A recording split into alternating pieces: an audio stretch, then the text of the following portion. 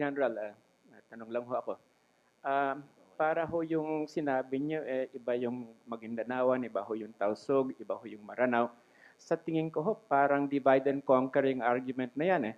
Alam ho niyo, dun sa Kongreso, lahat-lahat ho ng mga Muslim legislators were behind the Bangsamoro Basic Law. Galing sa Sulu, galing sa Lanao, galing sa Maguindanao ho. Talaga hong napakaganda yung unity nila doon. Pangalawa ho, sa tingin ko ho, yung um, yung BBL mismo.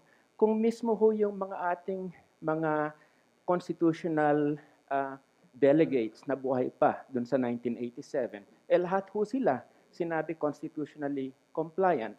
And then, yung home militar natin, sinabi naman ho nung militar natin, kailangan natin yung BBL kasi ito yung solusyon sa kapayapaan sa Mindanao. Ang nangyari lang ho rito, nasira dahil ho dun sa illegal na mamasapan o raid. Pero I think let's go beyond that and say it is a good law.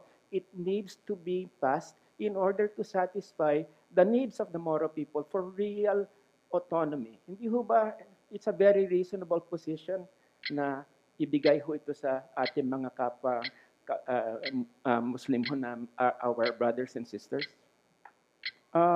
Napakasimple ho ng approach niya dyan eh.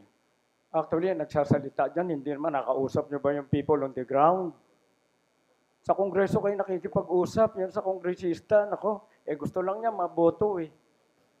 Pumunta kayo at makipag-usap kayo sa mga tao doon. I'm very much exposed to the Muslims. Kabisado ko ugali nila. Everybody wants peace. But there are unconstitutional provisions of BBL. I'm a member of the board of the PhilConsa. Napakakapal yan. Wala tayong time para pag-usapan dito yan. Pero kung wala kaming problema sa BBL, provided na ito'y walang constitutional infirmities, huwag natin sundan ang kagaya ng nangyari sa MOA AD, pinasa, pagkatapos declared unconstitutional. We wasted a lot of money and effort, debatehan for so many years, pagkatapos unconstitutional. Ang gusto ko lang mangyari dyan, ayusin natin yung mga points na hindi pinag-aagrihan para pagpasan yan, pag-move yan, wala nang constitutional challenge.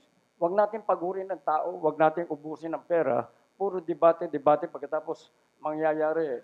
Sasabihin nyo, automatic, the Bible is the Constitution.